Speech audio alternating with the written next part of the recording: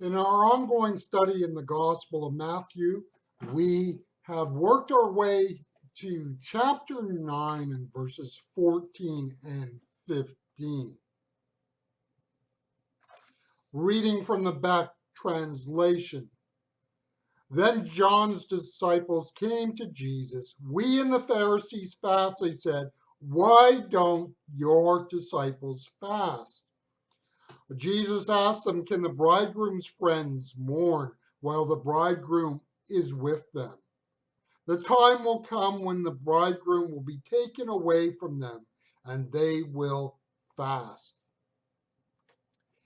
The question in this passage deals with the practice of fasting.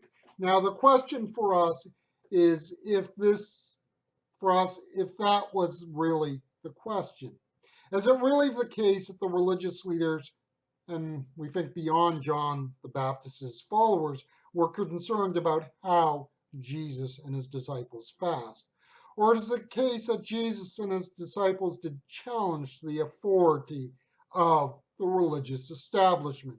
If Jesus and his disciples had practiced fasting the way the religious establishment wanted, would that remove all questions the religious establishment had about Jesus? Understand that when you look at a range of items, you would discover that the religious leaders and the Jews had views that were similar on many things. This is not surprising since they were all Jewish. In the life of the church, there are standards of right and wrong. In the life of the church, there are traditions and heritage that are important for what the church is today. Conflicts in the church often do not center on these. Conflicts in the church center on who is in control and who is in charge. And these type of conflicts you'll never get anywhere if you try to argue on what is best or appropriate. Notice we are not saying that a church should not have leadership and not have people who have authority delegated to them. What we are saying is that in far too many churches, authority empowers in a few. The reality is that there are churches out there that are ruled by cliques. If there are people who have positions in those churches, they might have the title, but they may not have the power. The power, as it were, may be behind the throne. Notice that in verse 15, that Jesus accepts the legitimacy of fasting. Jesus was just saying that at that time and at that place, it was not the time and place to fast. One of the weaknesses of the evangelical church in North America is over Christian disciplines. Think here of what somebody must do if they are to succeed in any sport.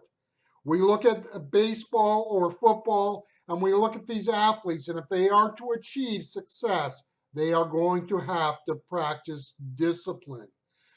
The off season will not be fruitful for them unless they use that time well to prepare for the long season ahead.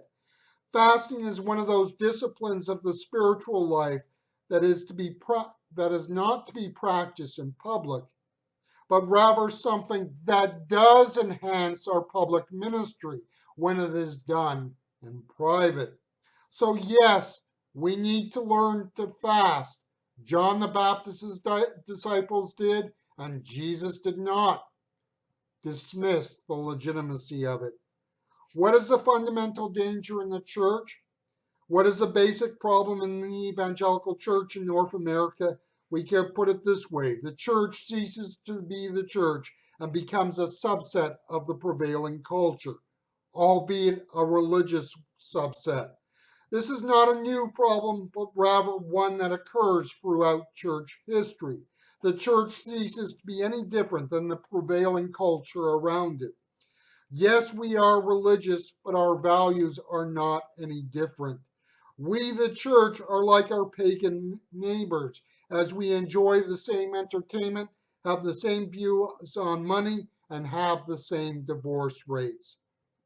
The importance of Christian disciplines such as fasting is that it can break the hold of the world on us. and the process of learning to detach from the world we are in, we can be freer to serve Christ. Jesus said no to fasting in his day, but not so in our day. How are you doing on this?